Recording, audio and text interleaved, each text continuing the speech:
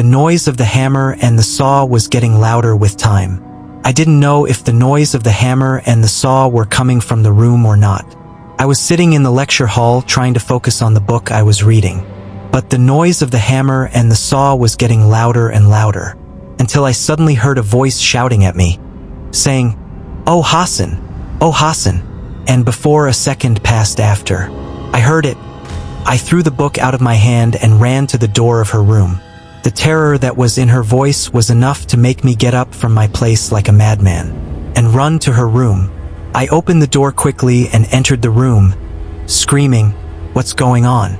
Before I screamed, I made fun of myself and my friends, and they were screaming at me to help them. Help them in what? Help them so that I can take down their friend, Fadwa, who was somehow flying in the air, and reached the ceiling of the room. She grabbed her neck with both hands and hit her feet violently in the air. She was trying to resist something, not apparently, but it was obvious that he was choking her. Their screams and cries, they were trying to bring them down, but they didn't know. They didn't give me a chance to get nervous or even to ask what was happening. So I didn't waste my time and ran towards them, and I started to pull Fadwa with them. We were pulling her from her legs and hands, but despite our strength, all of us together, what was pulling us back was much stronger than us. Fadwa's hair started to turn blue, and her movement became calmer. This is what made Hala jump on Fadwa's chair, trying to grab her and drop them both on the ground. But the situation turned out that Hala was trapped in the air. Fortunately, what Hala did increased our strength, and this allowed us to pull her down more, until we finally managed to bring them down, and all of us fell to the ground. Peace, mercy, and blessings of Allah be upon you. I am Olivert James, and this is Narrator Show. A new episode, and full of real events. Guys, not all episodes are full of real events. Episodes must be full of real events. Of course, there is no such thing, otherwise, if we talked about such a thing, we wouldn't take 4 or 5 minutes to talk about the situation, and thank you.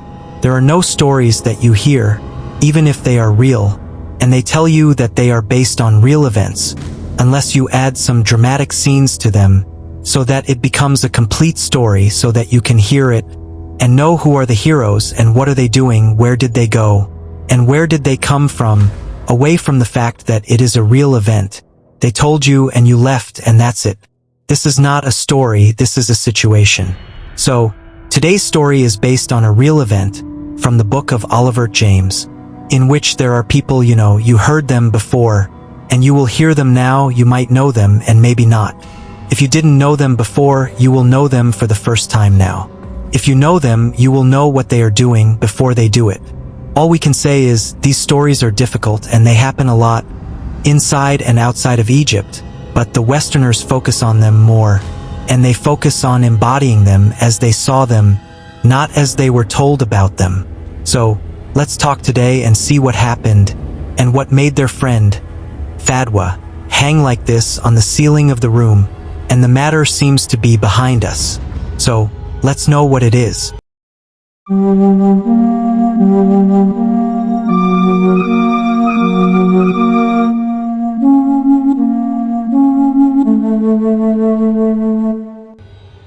I got up from the floor and reassured my sister and her friends that they are all fine before I get up from my place and start screaming. I want to know exactly what was happening and what happened right now at least. They were collapsed and Ayat and Hala and Beri were holding Fadwa and trying to break her. Before Hala got up, she was trying to hold on to the chair in the room and sit on it. She was trying to tell me what happened, but she was taking her breath with difficulty. What happened was stronger than her endurance. So I got 2 glasses of water and gave one to her friends and the other to Hala. She drank some of it, and her friends started telling me, and her voice was full of tension and fear. Look, Hassan, it all started when Fadwa's father brought her this box. She shook her hand with relief on a big wooden box on the floor next to my leg. I didn't notice it and I didn't see it when I first got in. I only saw the water. She shook on it and continued. He brought it to her from his trip to Italy. He bought it from an antique shop that sells old and strange things. The shop owner told Fadwa's father that the box is ancient, and its history might go back to the Roman Empire almost. Especially as you can see, it looks very old. And because her father knew that Fadwa loved these things and liked to collect them, he bought her this box and gave it to her when she came back from the trip. She talked to us and agreed that we should get together to show us the box and open it together, because there was a lock on it that she couldn't open by herself. So I took advantage of the fact that Mom and Dad were traveling to Italy that week. I told them to get together and open the box. As I told you, the box was locked with 3 difficult locks. Each lock was like a puzzle, a game that you had to solve to open the lock. So each of us solved the puzzle out of the 3. Then the box was opened, but we found it empty and there was nothing. So we closed it and put it next to us and continued as usual. But little by little, we started to hear a noise coming from the box. And the more we looked, the more the noise got quieter. At first, we thought it was coming to us. But when it repeated, we got up and got closer to the box to see what was that noise. And before we touched it, the noise quickly turned into a loud bang, as if someone was hitting the box from the inside with all his strength. Then, instead of a loud bang coming from the box, the bang was coming from every corner of the room, as if there was something behind the walls banging violently, trying to get us out of the walls. We put our hands on our ears and were terrified and didn't know what to do. We were afraid to move from our place and get closer to the door to get out of it. No one could think out of fear or do anything. Even I couldn't scream like you did. We hid in our places and blood froze on our throats until the noise suddenly stopped. But we couldn't breathe and heard a noise coming from the box again. We looked around to find the box banging violently, so violently that it moved from its place to the left and right from the power of the bang, as if there was something trapped inside trying to get out. Hassan and I quickly ran away to a corner of the room and got up together. We tried to get away as far as we could until suddenly the box opened by itself and its movement stopped. Nothing happened after it opened. It was enough to let us get out of the room and go to the door in peace. Of course, before anything else, while we were leaving the room, Fadwa said that we couldn't open the box, but she didn't finish her sentence. Without warning, we found Fadwa screaming while she was holding her neck and trying to breathe with difficulty. In a few seconds, we found her rising from the ground in the air, resisting something, and something was trying to choke her. We ran to her while we were trying to pull her down, and then I called you to follow us and you came and saw the rest. She finished her sentence and took a sip of the glass of water while looking at me. I was waiting to say something, but I was shocked by what she said. I wiped my hand on my face and I asked God to forgive me and try to understand what happened. It was obvious that they opened this box for something evil, and this thing will not hesitate a second before hurting them, and to get rid of this thing we won't be able to do this alone. We have to find someone to help us. You will tell me you believed easily. I will tell you the scene you saw made us believe, and the thing didn't need a lot of thinking to know that we have to find someone to help us, and quickly. But who? Then a name came to my mind. This name is the only one who can help us in this problem. You quickly left the room, and I took out my phone and searched for Nimra. Hala ran after me from the room, and she asked me, "Will you talk to her?" I shook my head without looking at her, and I stepped on Nimra by the name of the Secrets of Tarot. I put the phone on my chest, and I counted the rings of the phone. I was waiting for her to answer, and I was on my nerves, and I prayed to God to help us in this problem like she helped us before. How can I forget the secrets? I am Hassan, if you remember me. I am the owner of Light, whom you visited on his birthday to read him the Secrets of Tarot, and we discovered his grandfather's problem. I was about to answer her, but she surprised me with her question. Her question shocked me and made me shut up for a few seconds before she said, I need your help.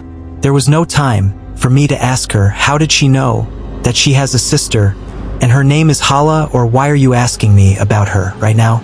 The matter did not need to be clarified. How did she know? The important thing now is that she agreed to help us, and indeed I was not disappointed.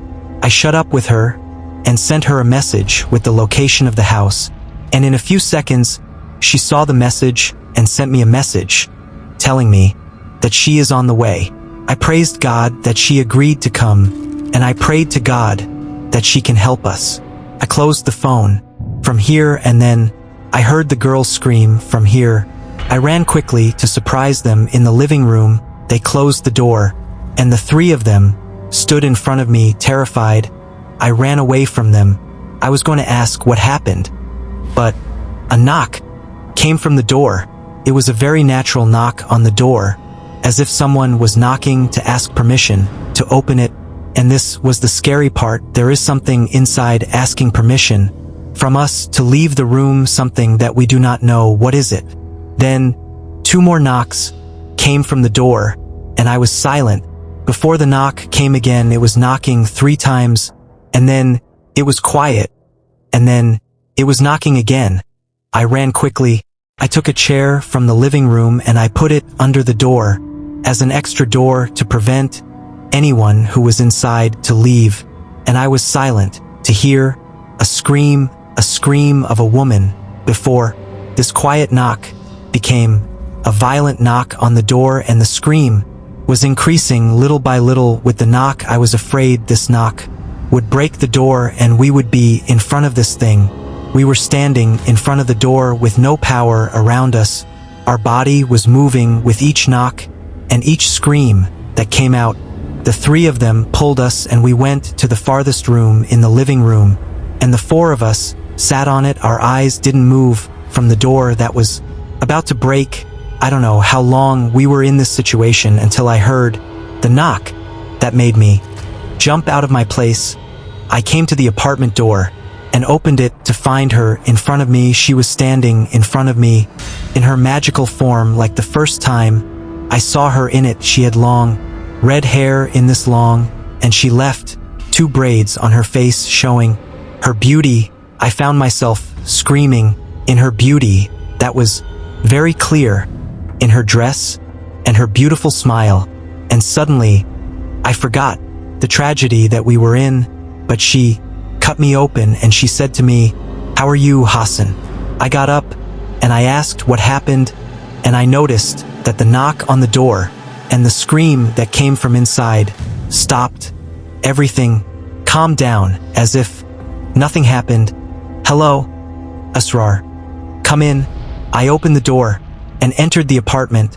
I closed the door before standing next to her in front of the girls, and I talked to them and introduced them to her, Hala, my sister, and her friends Barry and Fadwa. Then I talked to Asrar and introduced them to her. Anissa, Asrar, an old acquaintance, came to help us in the inside disaster. Then I looked at Asrar to explain to her what happened, but I noticed that she wasn't focused with me.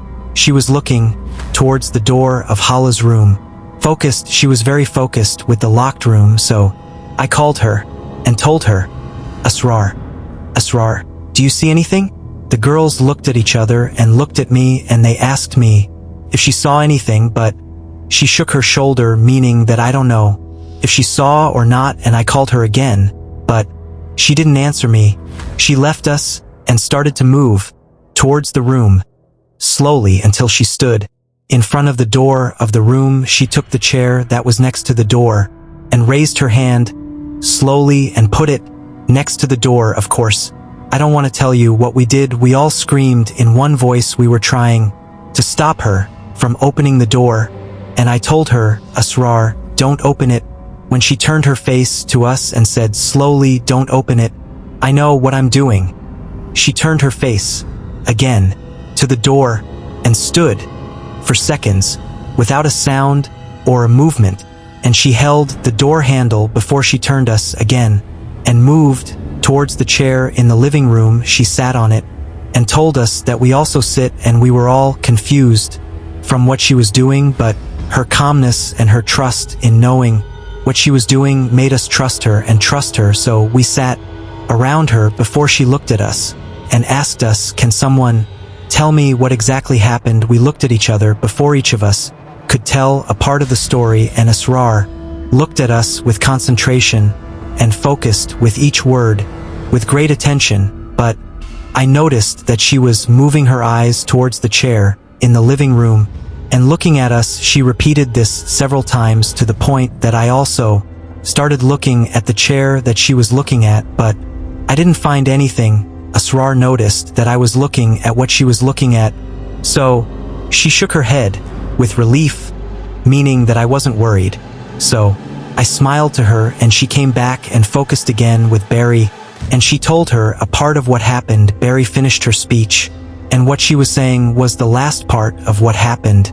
As soon as she finished, we all looked at Asrar, and we were waiting for her to tell us how to act in what we said, and what made us more afraid was her silence, while she was standing towards the room, and with all her steps, she opened the door and entered. We all stood behind her, and we put our feet forward, and we delayed the other one. We were afraid to enter this room, but after I saw her silence and Asrar's silence, I was a little encouraged, and I entered the room, and I saw her next step. Asrar was standing in the middle of the room, and she was looking at her. She was turning her head between the walls of the room before her eyes fell on the chest that was placed on the bed, and then Fadwa spoke after she entered the room with all her fear, and she said, we didn't leave the chest on the floor, but Asrar looked at the chest before she came closer and said, "It's impossible." I came closer and asked her, "What's wrong?" She was completely ignorant, and she held the chest and started looking at it with greed, and she was turning right and left. Why someone could do that? I didn't understand anything, and my curiosity was eating me. So I said to her, "What's wrong, Asrar? What someone could do that?" Then I saw his secrets.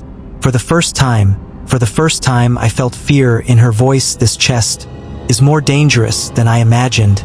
Come in," and close the room door. She took the chest and moved to the middle of the room before she sat on the floor and put the chest in front of her and told us to sit next to her around the chest. We separated, and then we moved towards her, and we didn't understand anything, and we were more scared than before. We all sat around the chest as Asrar asked, and she started talking. "Does any one of you know the chest of Dibak?" She answered quickly, and I said, "Isn't this the Jewish chest?" Asrar shook her head, and she agreed. "This is it. This is a chest where an old Jewish devil called Dibak, a Jewish woman, prepared it during the Second World War. Specifically, when the Jews were burned, she prepared it with the magic of Kabbalah, the Jewish magic, but the purpose of preparing it is unknown until now. The secret of Dibak's existence in the chest was buried with the Jewish woman before her granddaughter showed it to the market in Mazad, and a man who owns an antique shop, and he gets hurt by the curse of the chest. Barry passed her, and she asked her curiously, "What do you mean by the curse of the chest?" Everyone who owns the chest was getting hurt from it in a different way. There are those who got a stroke, there are those whose psychological state collapsed, and there are those who got sick, and all those who live with her in the same house. But the common thing between all of them is that they used to hear the sound of dogs, and their houses were filled with the smell of the dogs, and all the time they used to feel that they are not alone. Other than that, they used to see black waves always around them, and also they used to see the same nightmare, that they are walking with an old lady in a dark street. They keep walking until they look at her and find in front of them the old lady turning into the ugliest sight. They see the old lady turning into a devil in front of them, and it is said that the devil that appears to them is the devil that is called the debauch. Fadwa's laugh with her mockery, and she is overwhelmed by her order, and she says, "And of course this chest has to fall in her fate." She shows her insistence on the chest, and she says, "But this is not the debauch chest. What is this, and what is his relation with this chest? And what is happening with us? This is a copy of the original debauch chest." in which case, she couldn't control the hope that she felt after her insistence, and she said, all of a sudden, this is a very nice thing, we will be able to get rid of it easily, and of course her enthusiasm and hope for this fake continued for a few seconds before her insistence stopped, and she said, on the contrary, this is more dangerous than him, so she asked calmly, and she said, how is it more dangerous, don't you say?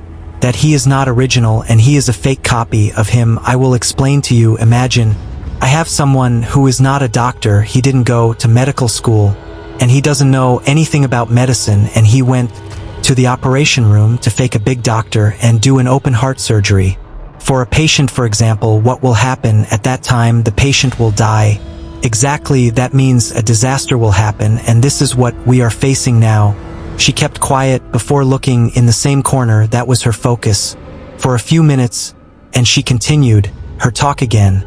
This chest was owned by a woman. She used Kabbalah's magic on the chest with the aim to create her own, so that she will have a great power to blame for everything that hurt her. But she created a new curse. She presented to humanity a cursed chest that possesses a soul that owns it, and Al-Suha Al-Zana was the first queen of the chest, so she is the first soul that the chest possesses. She continued, insisting on a word carved on the side of the chest, and she continued, it is written on the chest the names of the souls that it possesses, and it is locked inside, and this is the name of the first victim and the first queen of the chest, Lilith. And from what you said, this chest reached the antique shop that Fadwa's father bought from him, and he gave it to her, and this means that Fadwa is the current queen of the chest. Fadwa put her hands on her chest. She said, oh, no, don't be afraid, I don't want it. I didn't ask for it. So Fadwa put her hands on her chest, and she tried to calm her down before she told them, Barry, because of this, there was something that was trying to choke Fadwa for a while. So Asrar shook her head, and she agreed to what Barry said. She looked at Fadhu and told her while she was trying to reassure her, don't worry, I'm here to help you. Nothing will happen to you. Asrar's words suddenly cut through the light in the whole apartment, and what followed was the screams of the girls. At that time, I quickly got up from the floor, and I ran to where Asrar was sitting. I held her hand and pulled her with me to where the girls were. Where are you? Where are you? Hold each other's hands, and don't let go of each other's. I felt as if she was hugging me, and around her was Barry and Fadhu.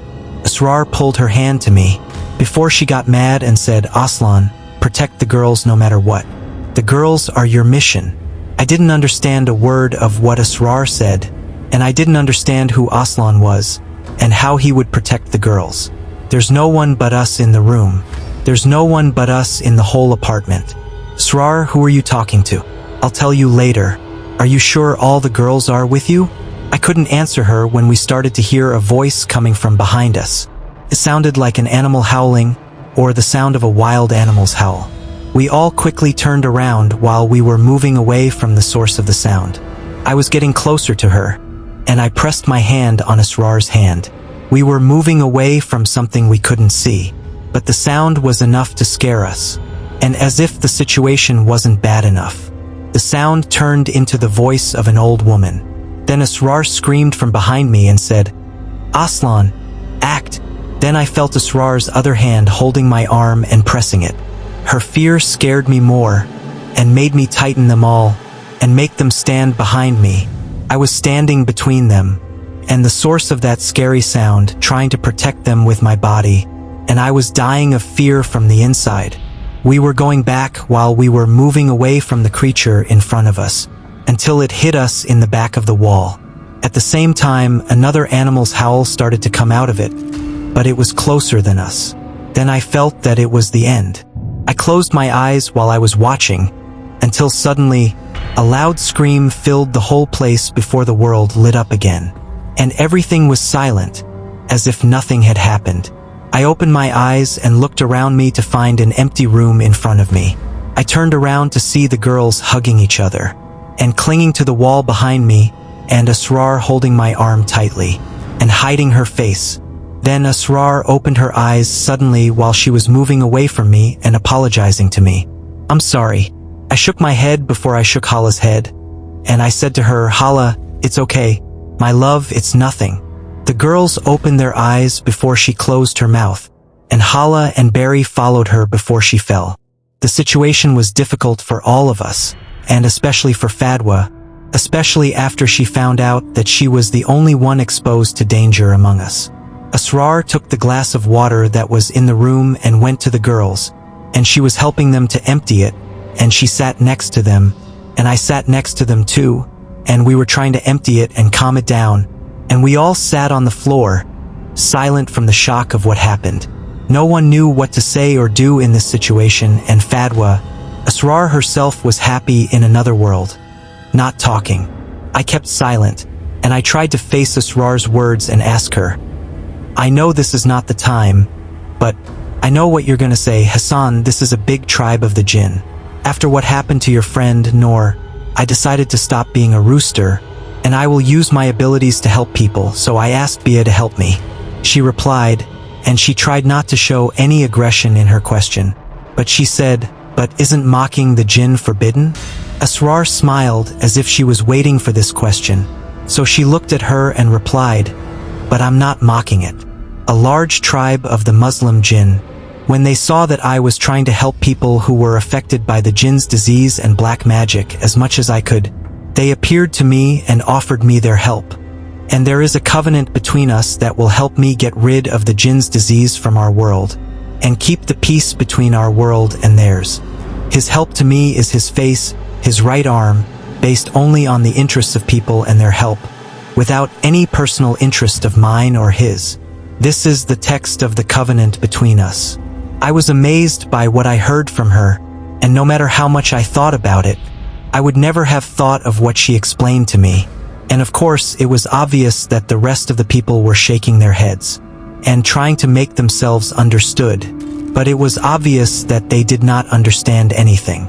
Barry sat next to her and asked her if they were with her now, and she said no, of course they were with her and helping her and guiding her to do what. When they were talking like this, I found Asrar looking away from Barry to a corner of the room, and she was shaking her head in relief, and then I understood the reason for her constant look, and she continued her talk. "The problem now is that the devil we are facing is more dangerous than I expected, more powerful than Aslan and Johar, and what happened a while ago was unexpected for them, and they could not kill him, they could only hurt him temporarily, and of course it gave us a chance and time to act and get rid of him forever, and that's why they need our help." Honestly, at that time I could not control myself. I told her, "We are the ones who will help them, we are the ones who will help them.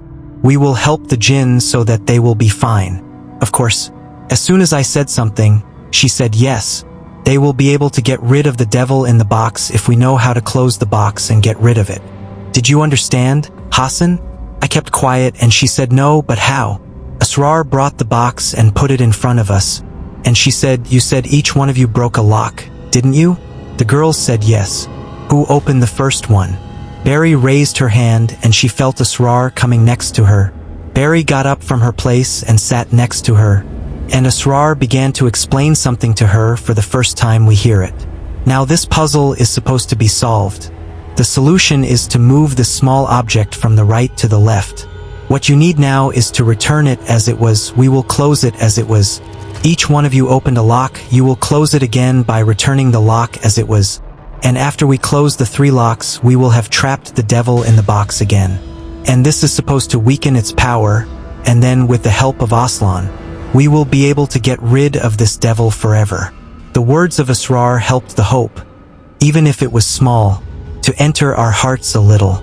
Barry was excited by her words and held the box and moved the small object, and she tried to return it to the left.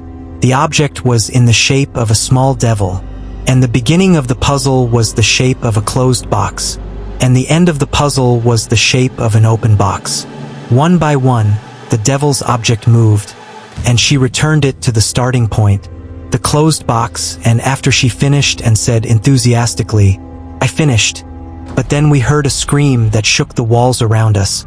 As much as it was a terrifying and unexpected scream, as much as I found Asrar laughing and shaking her hands, and she said that we were walking on the right path, and she quickly asked who opened the second lock. Hala quickly got up from her place and sat next to Asrar, and she didn't need Asrar to explain to her what she was supposed to do. Without a word, she grabbed the box and began to close the second lock, which was a sequence of numbers from 1 to 9.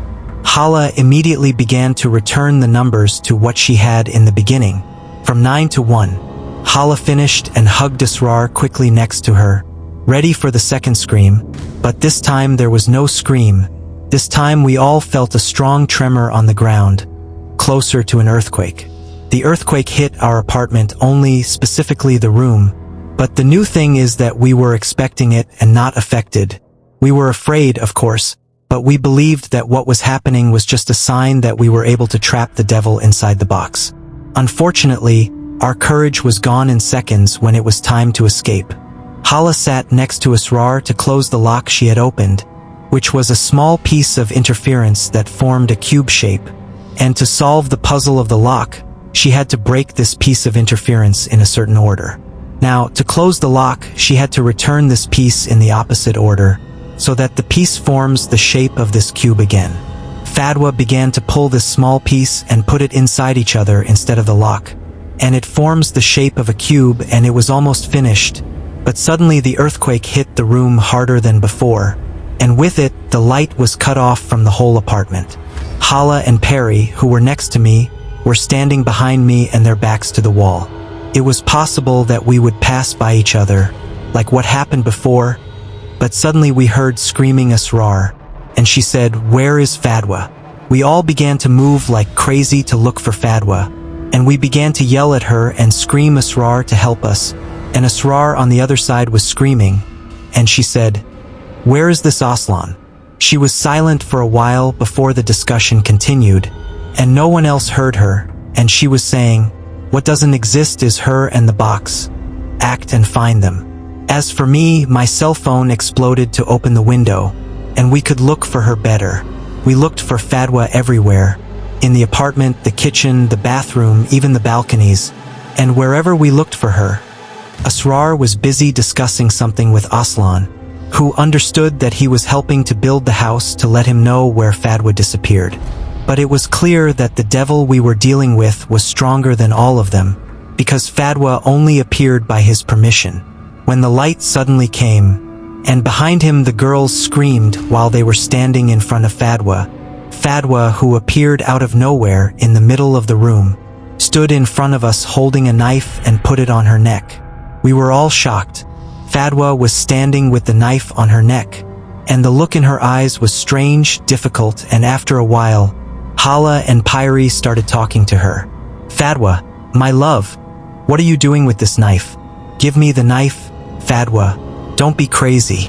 Fadwa's eyes all looked at the two girls, as if she was warning them to stay away from her, and then she looked at me with a clear look of warning, as if she knew what I was thinking about. And there was no time to ask each other where she came from, especially after we looked all over the apartment. The situation was more dangerous than me wasting my time in unnecessary questions. Secrets appeared from behind her while she was holding the chest and screaming, "Hold it quickly and get this knife away from her."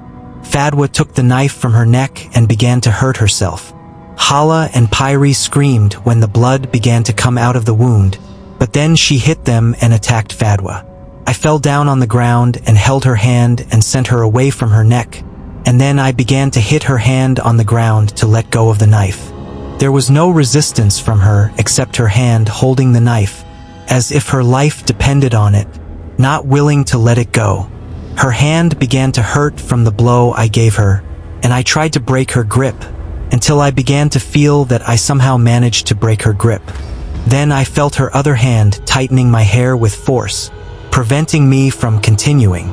I screamed with all my strength and my head went back to meet her face in front of my face. Then I saw her look at me with great anger. She looked at me with eyes like the eyes of a phoenix. Her eyes were divided by length, and the white color she had was the reddest color of blood.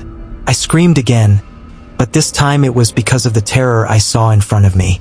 At that moment, Hala and Barry came in, running at us, trying to break Fadwa's hand from my hair. Fadwa's strength was twice as strong as the three of us, but I did not give up and kept holding her tight with difficulty. I was holding her hand, holding the knife, keeping her away from her body, and at the same time trying to break her grip on the knife. Hala and Barry were holding the rest of her body to prevent her from hitting me, or even resisting my attempt to take the knife from her. As for Asrar, she was sitting in the box away from us, trying to put the last lock in the box, and she was screaming at us. Keep holding her and keep the knife away from her, no matter what happens. Fadwa started screaming when she felt that we were about to remove the knife from her hand. She was screaming and we were suffering. Her scream was very difficult and bigger than our endurance, and her screams made us hear her voice and she begged us to leave her. Barry and Hala looked at her and she was begging them to leave her. Leave me, I beg you. I'm fine now, leave me. But Asrar knew that she was not Fadwa, and she was telling us that no one would listen to her. This is not Fadwa. Fadwa turned her head to Asrar, and she was looking at her with the same eyes that I saw a while ago. Without any introduction, Fadwa started banging her head on the ground beneath her. She was banging her head violently, and she kept screaming. She quickly put her hand beneath her head, but her head banging on the ground was violent and strong, to the point that I started to feel a very severe pain in my hand. The pain was unbearable, and the more I banged her head, the stronger it got. I couldn't bear what was happening until I heard Asrar saying, and it was the land of my thoughts, "Bear it, Hassan. I'm almost done." I looked at her and I shook my head before she turned her head to me from the side of the box. Specifically, the side with the name Lilith written on it. The ancient queen of the box. To find a way to dig another name. The name Fadwa. Then I made up my mind that no matter what happens, I will not take my hand from beneath her head, and I will not leave her until she understands what she is doing. At that moment, I was in a state of panic and I told them, turn her side with me quickly, and they really helped me to turn her side to the right. Before I could hold her hands, I raised her head as much as I could to prevent her from hitting the ground again. I began to feel the ground shaking strongly from beneath me, and around us the grass began to fall on us. All of this was preventing us from closing the box, and from preventing the creature controlling Fadwa from killing her. Oh God, save us from what we are in, oh God. I closed it, and Fadwa's body came to rest. And with her, everything was quiet in the apartment. She held the box tightly and stood up, saying, Aslam, I need you to hide me from their eyes right now. She was silent for a while before she continued. I know it is hard, but it is necessary. I will not be able to burn it while they see me. They will do anything to prevent me. I need you to hide me even for a quarter of an hour. She was silent again before she shook her head suddenly and said, I'm coming, I won't be late. She finished her words, opened the apartment door, and ran outside with the box. I didn't know what she was going to do, but everyone knew she couldn't leave it. I quickly ran after her, after I assured myself and Barry that they would not stay with Fadwa until they took her to any hospital or emergency room nearby. I got out of the apartment and I followed her until I reached the street. I chased her before she got into her car. I grabbed the key and I drove. There was no time for her to complain, so I threw the key. I got in the car and she sat in the back seat next to the box. I searched the car and moved until I remembered that I didn't know where to go. So I asked her, where am I going? Go to the Sarawi Road quickly, Hassan. I shook her head in the mirror before I stepped on the gas and moved quickly. I was flying in the car. What was in our favor at the time was that the time was late, and the streets were empty. At that time, Asrar was holding the box tightly in her arms, and her lips were moving very fast, and she was saying things I couldn't hear, but I felt that the box was being pulled out of her hands. It didn't take long until I reached the beginning of the Sarawi Road, before Asrar told me to stop here, so I drove quickly and stopped the car. Asrar got out of the car quickly and ran towards the Sarawi Road. I asked her, what should I do now? She quickly called me to the car and told me, Open it quickly, you'll find a bottle of gas in it. Get ready and turn on the car and follow me." I did what she asked of me quickly and ran after her. Asrar put the box on the ground and moved away from it before she looked at me. She didn't need to tell me what to do. I poured all the gas on the box and turned on the car. I was about to throw it on the box when I heard Asrar's voice saying, "Time has passed." I looked at her quickly and I didn't understand what she was saying. I still asked her, "What do you mean by that? What do you mean by time has passed?" I found her holding her neck and moaning. The same thing happened to Fadwa a while ago. I was still running after her, but she stopped me with her hands and told me to continue what I was doing. I shook my head in surrender and threw the lighter on the box. As soon as I threw the lighter on the box, I felt a huge crack coming out of it towards me. It was as if Asrar and I were choking. I threw the lighter on the ground and the fire started to burn the box, and the sand around it was moving in a strange way. It was as if it was bouncing and burning. Time has passed. Asrar fell to the ground. I looked at the box and found it completely charred. There were only charred remains. I hurried to Asrar's side to pick her up, and picked her up from the ground and put her on my lap. Asrar, the matter is over. Get up, please." I was patting her on the face to get her to get up until she suddenly opened her eyes.